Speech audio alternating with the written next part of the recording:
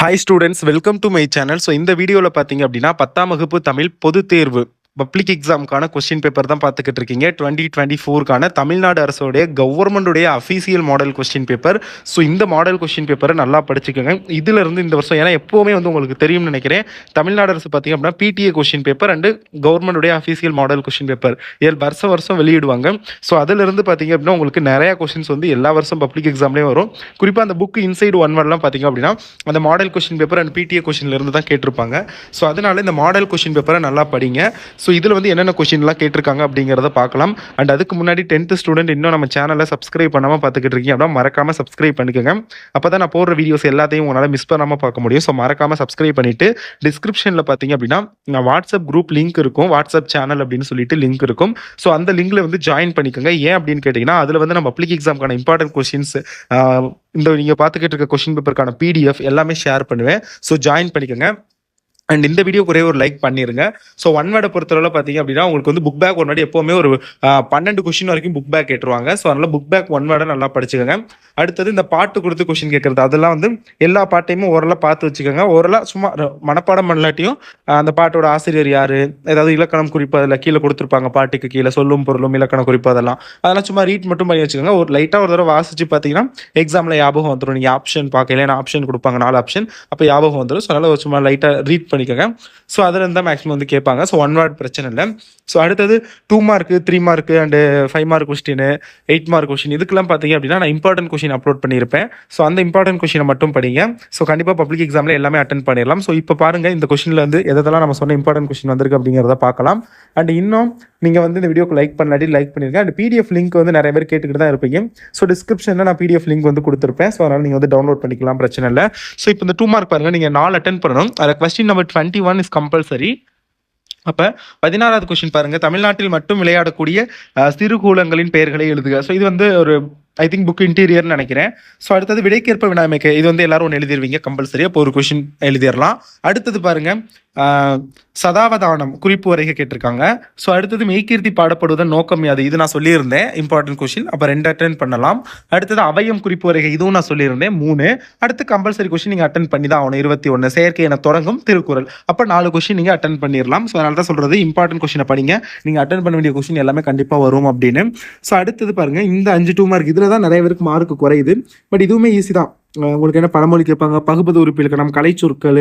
So அந்த மாதிரி question தான் மேக்ஸிமம் கேட்பாங்க. மரபு தொடர், அப்புறம் இங்கே பாருங்க குரல் வெண்பா. நான் வெண்பா பொறுத்தவரை நான் பல தடவை சொல்லிட்டேன், ஆசிரியப்பா வெண்பா குரல் வெண்பா 3ஓட இலக்கணத்தையும் நல்லா படிச்சுக்கோங்க அப்படின்னு. ஏன்னா எது வேணாலும் கேட்கலாம். குரல் வெண்பா பொறுத்தவரை கண்டிப்பாக 2 மார்க் தான். ஆனால் ஆசிரியப்பா வெண்பா பார்த்தீங்க அப்படின்னா கண்டிப்பாக வந்து 3 மார்க்ல கேட்கக்கூடிய ஒரு முக்கியமான கொஸ்டின், அதை நல்லா பார்த்துக்கோங்க.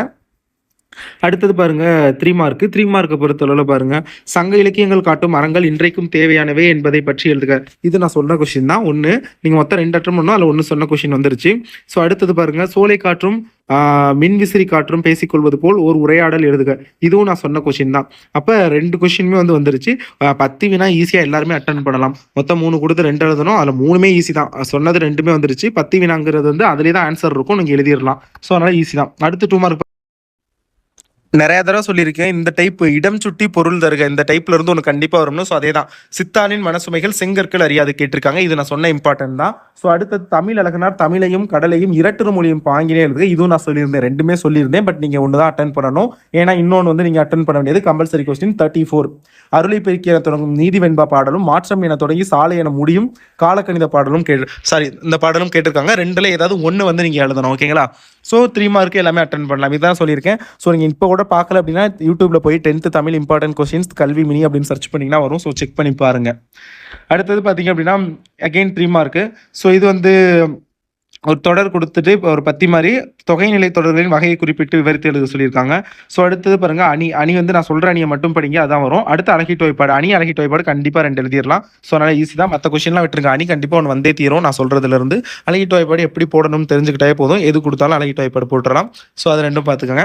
ஸோ அடுத்தது பாருங்க 5 மார்க் கொஸ்டின், முல்லைப்பாட்டில் உள்ள கார்கால செய்திகளை விவரித்து எழுதுகிறேன் சொல்லியிருந்தேன்.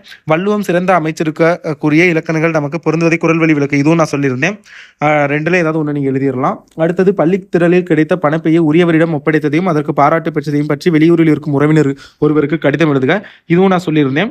மருந்தகம் ஒன்றில் இருந்து இது நான் வந்து சொல்லலை. ஸோ பிரச்சனை இல்லை, நீங்கள் வந்து எழுதிடலாம். அடுத்து காட்சியை கண்டு கவிஞர் எழுது, நீங்களாக தான் எழுதணும். அதெல்லாம் ஈஸி தான். அடுத்தது பள்ளியிலும் வீட்டிலும் நீங்கள் நடந்து கொள்ளும் முறைகளை பட்டியலிடுக. அப்படி இல்லாட்டி மொழிபெயர்க்க, டிரான்ஸ்லேஷன், இதெல்லாம் பார்த்துக்கோங்க. அடுத்தது 8 மார்க் முக்கியமானது. உங்கள் இல்லத்துக்கு வந்த உறவினர்களுக்கு நீங்கள் செய்த விருந்தோம்பலை அழகுரை விவரித்து எழுதுக. இது நான் சொல்லியிருந்த கொஸ்டின் தான். சிலப்பதிகாரம் மறுவூர்ப்பாக்க வணிக விதிகளை இக்கார வணிக வளாகங்களோடும் அங்காளிகளோடும் ஒப்பிட்டு எழுது. இதுவும் நான் சொல்லியிருந்தேன். ரெண்டுல ஏதாவது ஒன்று எழுதிடலாம். அடுத்து கற்கை நன்றே ரொம்ப ரொம்ப இம்பார்ட்டன்ட் கொஸ்டின். இதுவும் நான் சொன்னது தான். புயலிலே ஒரு தோணி கதை புகழ், இது இந்த கதையும் நான் சொல்லியிருந்தேன். அடுத்தது பாருங்க 45 அரசு பொருட்காட்சிக்கு சென்று வந்த நிகழ்வை கட்டுரை கேட்டிருக்காங்க. குறிப்பு சொல்லிட்டாங்க அவங்களே. முன்னுரை, அரசு பொருட்காட்சி அமைவிடம், பல்வித அரங்குகள். ஸோ இதை வச்சு நீங்கள் ஒரு கட்டுரை எழுதணும். அப்படி இல்லை அப்படின்னா பார்த்தீங்க அப்படின்னா முன்னுரை, கொரோனா பெருந்தொற்று, அதை பற்றி ஒரு கட்டுரை எழுதணும். ஸோ இதுதான் வந்து மாடல் கொஸ்டின் பேப்பர்னா உங்களுக்கு தெரியும் நினைக்கிறேன். ப்ரீவியஸ் இயரில் ஏதாவது ஒரு வருஷம் நடந்ததை அந்த வருஷத்துக்கான மாடலாக வந்து அவங்களுடைய வெப்சைட்டில் கொடுப்பாங்க. ஸோ அதுதான் இது. ஸோ நீங்கள் பார்த்துக்கிட்டு இருக்கிறது. ஸோ மறக்காமல் இதோட எல்லா கொஸ்டினையும் நல்லா படிங்க. அண்ட் அடுத்த வீடியோவில் வந்து இங்கிலீஷ் நான் மாடல் கொஸ்டின் பேப்பர் காமிக்கிறேன். தேங்க்யூ ஸோ மச் ஃபார் வாட்சிங் this video and keep support, subscribe. Thank you.